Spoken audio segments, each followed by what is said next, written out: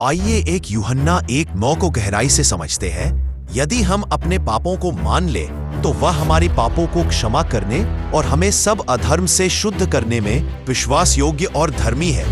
यदि हम अपने पापों को मान लें, यहाँ मान लेना कन्फेस का अर्थ केवल पाप गिनाना नहीं है, बल्कि सच्चे दिल से अपने पापों को स्वीकार करना और ये मानना कि हमने परमेश्वर की आज्ञाओं का उल्लंघन किया है। ये पश्चाताप रिपेंटेंस की पहली सीढ़ी है। तो वह हमारे पापों को क्षमा करने, परमेश्वर का वचन कहता है कि वह क्षमा करने को तैयार है। क्षमा मानव की योग्यता पर नहीं, बल्कि परमेश्वर के अनुग्रह और यीशु मसीह के बलिदान पर आधारित है और हमें सब अधर्म से शुद्ध करने। पाप केवल दोष नहीं, बल्कि मनुष्य को भीतर से गंदा कर देता है। जब हम सच्चे मन से स्वीकार करते हैं तो यीशु का लहू हमें न केवल क्षमा करता है, बल्कि पाप की गंदगी से शुद्ध करता है। ये आंतरिक परिवर्तन और नई जीवन शैली की ओर ले जाता है। विश्वास योग्य और धर्मी है।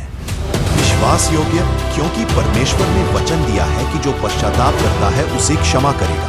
धर्मी क्योंकि यीशु ने हमारे पापों का मूल्य अपने लहू से चुका दिया। इसलिए परमेश्वर जब हमें क्षमा करता है तो यह उसकी धार्मिकता के विपरीत नहीं, बल्कि उसका ही न्याय है।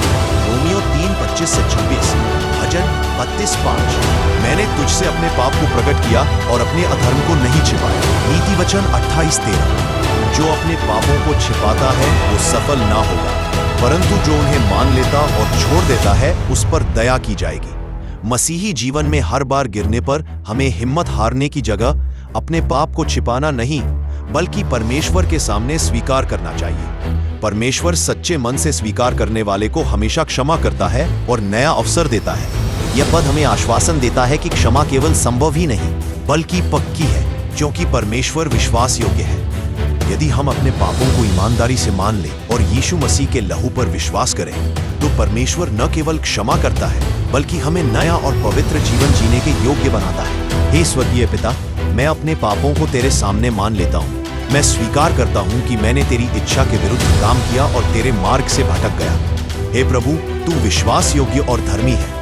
तेरे वचन के अनुसार मैं तुझसे प्रार्थना करता हूँ, मेरे सब पापों को क्षमा कर और मुझे हर अधर्म से शुद्ध कर। यीशु मसीह के लहू द्वारा मुझे पवित्र कर, ताकि मैं एक नया और पवित्र जीवन जी सकूं। मुझे तेरे वचन और तेरी आत्मा में दृढ़ रहने की सामर्थ्य दे।